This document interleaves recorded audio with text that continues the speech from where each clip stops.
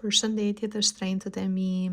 mirë se vini në Golden Truth Tarot. Dhe tani, le të fillojmë me parashikimin e muajit maj për shenjën e peshqve.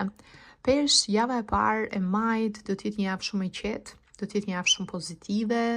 do t'jetë një javë shumë e mirë për t'u marrë me projekte krijuese, për t'u marrë me projekte artistike, një javë ku ju shoh të pjekur nga ana emocionale, të balancuar, ndjeni mirë me gjithë shka, keni bërë paqe me çdo situatë në jetën tuaj, dhe jo vetëm vetë që jeni kaq në harmoni, por ju shërbeni edhe si një busull për personat të tjerë që ju njohin, pra për familjar, për pjesën e shoqërisë, sepse kushdo që flet me ju, kushdo që ka një shqetësim, ka një hall dhe diskuton me ju, ju gjithmonë arrini t'i bëni të tjerë të ndjehen më mirë, të ndjehen më qetë, t'i jepni një zgjidhje dhe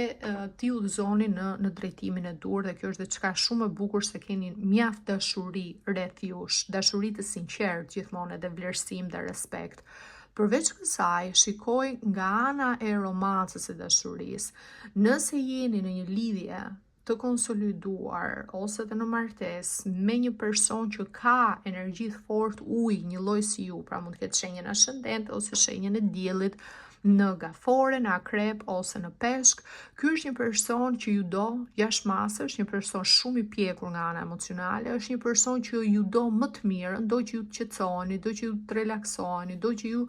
ta shijoni jetën, dhe mund të krijohet edhe një bisedë në javën e parë të majit ku ju thot ti ri në shtëpi, kujdesu për fëmijët ose kujdesu për veten tënde, unë marr përsipër përgjegjësitë e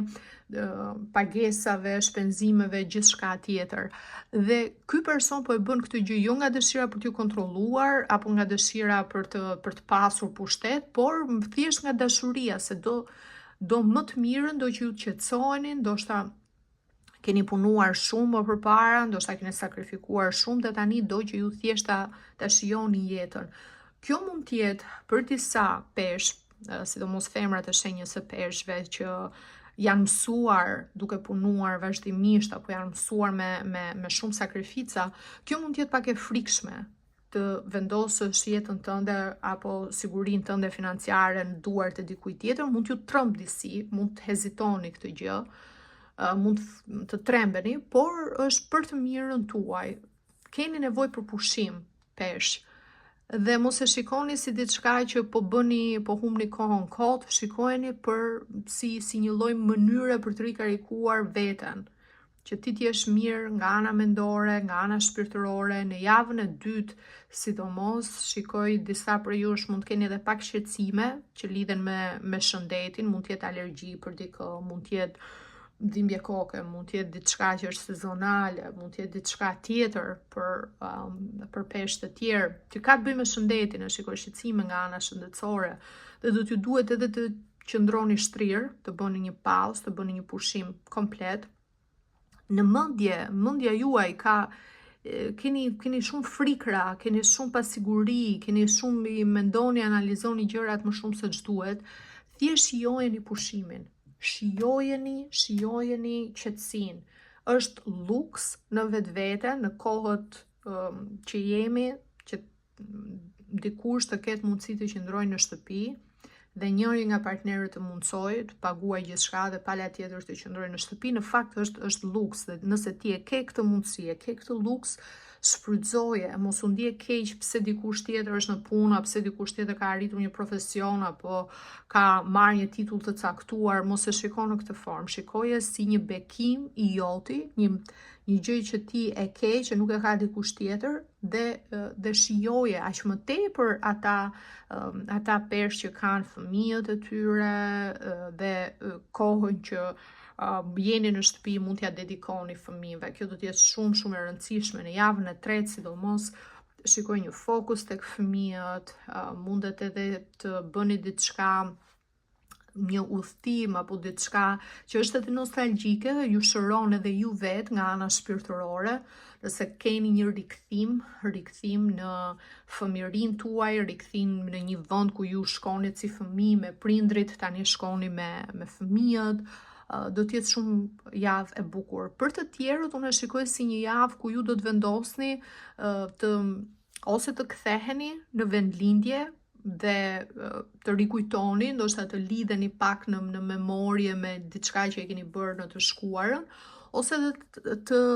takoni një person nga shoqëria juaj, dikë që e keni njohur në fëmijëri dhe ju kthen pas në kujtime, ju kthen pas në një kohë plot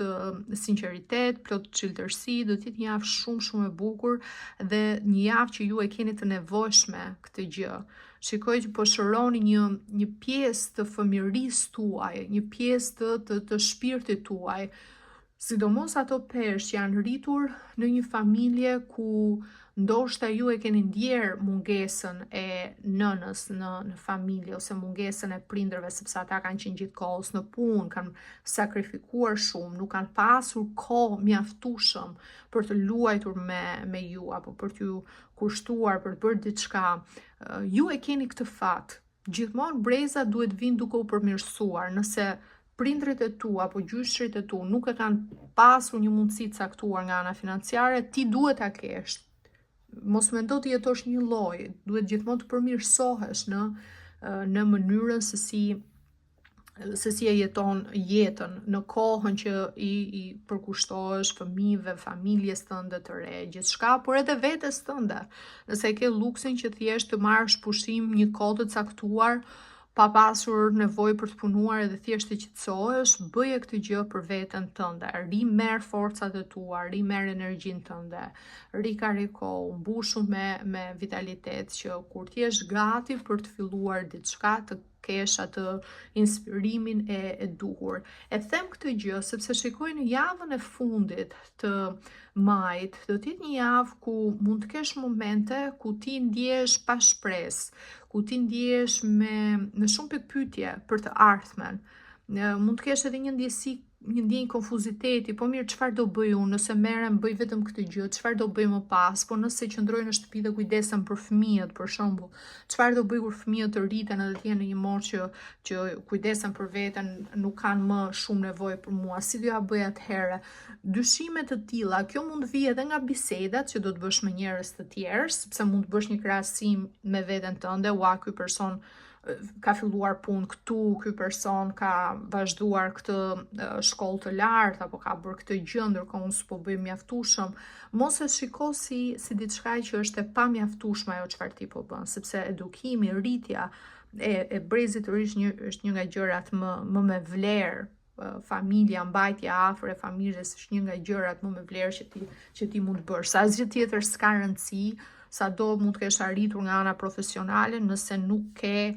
dashuri, nuk ke një familje stabël edhe të qëndrueshme. Prandaj ti po bën më të mirën për veten tënde dhe për familjen tënde. Kujtoja vetes këtë gjë.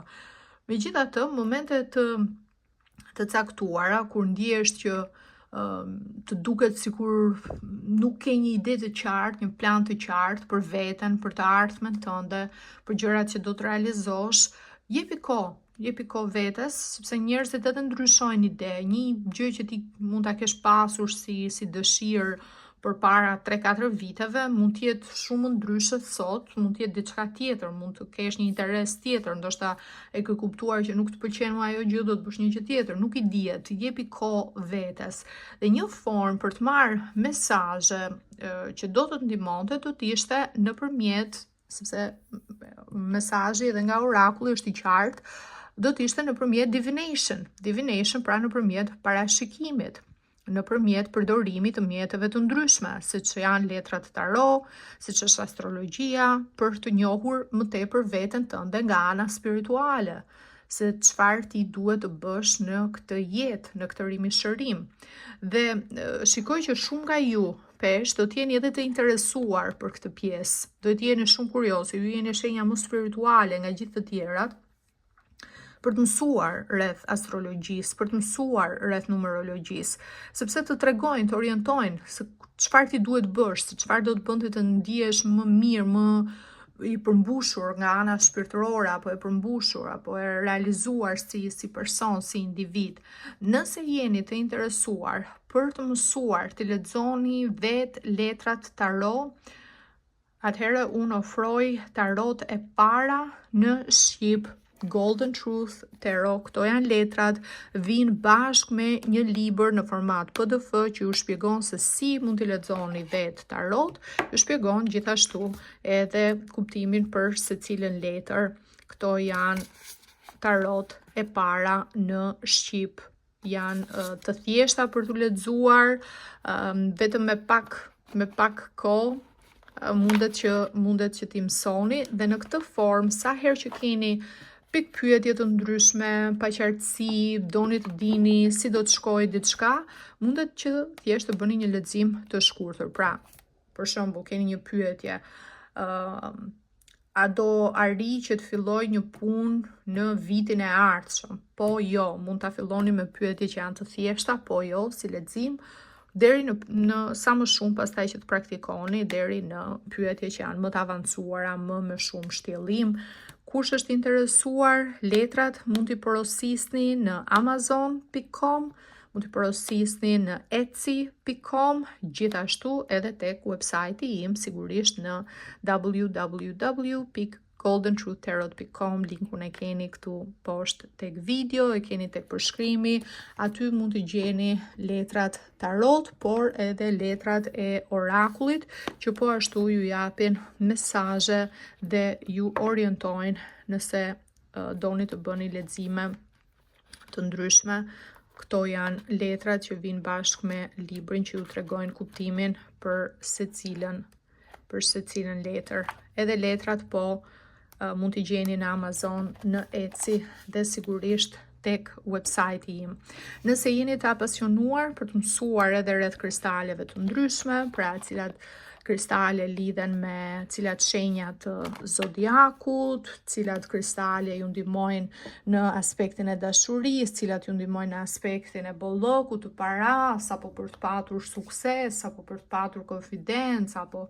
për t'ju mbrojtur nga energjitë negative, të gjithë informacionin mund t'a gjeni tek libri i vogël dhe tek letrat e orakullit.